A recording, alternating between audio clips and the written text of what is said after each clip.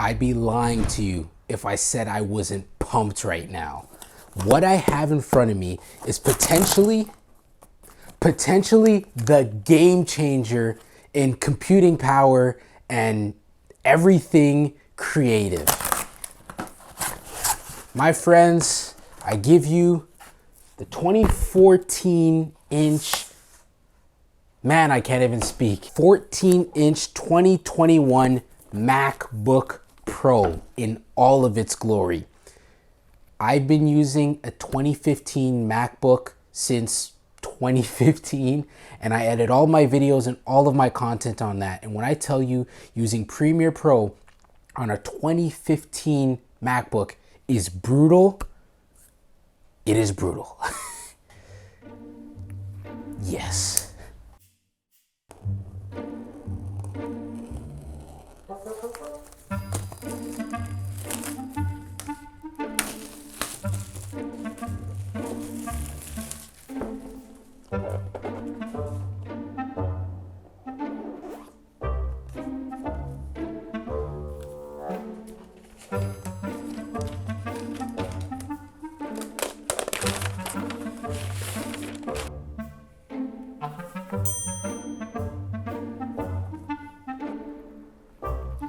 Thing is razor thin. Let's get it set up. Okay, so I got this MacBook because I want to use it for video editing and video production. I'm working with 4K footage, 8-bit, so nothing too crazy. This should be a breeze, and it absolutely was. So far, my editing experience using Premiere Pro on the 2014 MacBook Pro has been great. Like I said, I came from a 2015 MacBook Pro, so it would literally skip for 50 frames at a time at 1/8 of the resolution. I know proxies and all that kind of stuff, nothing really worked. So I felt like this really delivered on just playback, which is, you know, something that somebody who's not dealing with a crappy computer or a computer that's not optimized for editing ever has to deal with. So it was great. It was a great experience to finally be able to watch my stuff in real time in full resolution and add whatever effects I wanted to. So far I've been noticing that the M1 Pro is very responsive. And when I'm talking responsive, I'm talking that 120 hertz screen. When you whip around on the screen, whether it's swiping through apps or scrolling through a page, I'm doing the hand gestures, trying to see if my audio is working. It is. Oops. I feel like you really get a very smooth experience, and you can really see how that 120 hertz actually kicks in. It looks great. The speakers on the Mac are second to none. I kid you not. That is the most bassiest, deep, and rich sounding speakers I have heard on a laptop, hands down. It sounded like my actual speakers, my KRK Rocket 3s were on when I had the MacBook playing a YouTube video. Honestly, Apple outdid themselves with the speaker quality. I don't know what they've got under the hood. Honestly, I'm not the tech and spec guy. I'm just reporting on what I'm using. Anyways, none of that stuff has to do with video production. You guys are here to see how it works with Premiere Pro, and I have to report that it's been great. Now, I haven't gotten into a crazy edit yet. So far, I've just been doing sequencing with my footage, stacking a couple 4K footage layers on top of each other, adding some text, some transitions and things like that. I haven't gotten into the color grade, so we still don't know, but I'm assuming based on what I've seen and what I've heard and what Apple's claiming, this should be able to handle this no problem. So a lot of people were saying that the new MacBook Pros are beefy and chunky. Honestly, I'm coming from a 2015 MacBook Pro, and it's not that much bigger than that. The 14-inch compared to the 13-inch really isn't that much bigger. It's a tad bit taller and a little bit wider. It's a good thing because you get so much more screen real estate the way they've stretched out those bezels on the screen. So it looks great, honestly.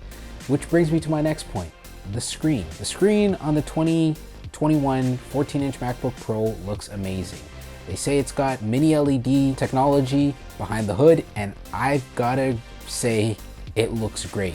Now, I used to work at Best Buy, so I've seen a lot of OLED TVs and that sort of technology, and this thing comes very close to an OLED TV.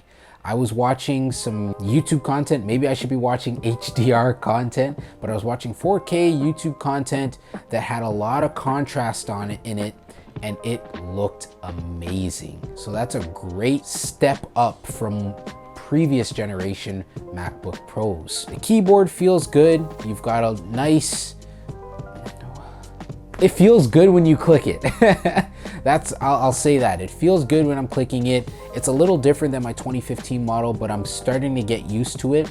I'm a couple generations removed, but it feels great. The overall look and aesthetic of the MacBook Pro looks great with the space gray model that I have. And of course, the ports are back. Now, you get your HDMI, you get your Thunderbolt ports, which are Type-C, you get MagSafe, which I'm actually using right now because this thing just got down to 10%. And on that note, battery life. Now, this thing didn't come out the box fully charged, but let's say it was around 80%, just to be fair. I had done my initial setup and I did probably an hour, maybe 2 hours of editing on Premiere Pro plugged into a monitor, 4K monitor behind me, and the battery started depleting pretty quickly, right? Like, a lot of people have been reporting that the battery life is great, and maybe that's because I didn't get a 16-inch model, but with 17 hours of battery life, I don't feel like I got that. And maybe I'm looking into it wrong. Maybe it's 17 hours of battery life if you're just doing video playback. I'm not too sure, but I don't feel like the battery was all that good. One thing I did run into, I did have a glitch with the menu bar, where whenever I would scroll my mouse over where the menu bar should be, where you get the Apple logo and your file, whatever, I noticed that it didn't appear. And I checked all the settings and it was glitched out. Anyways, I restarted the Mac and everything seems to be working fine now. If you're using this thing for video production, I think it is an absolute beast.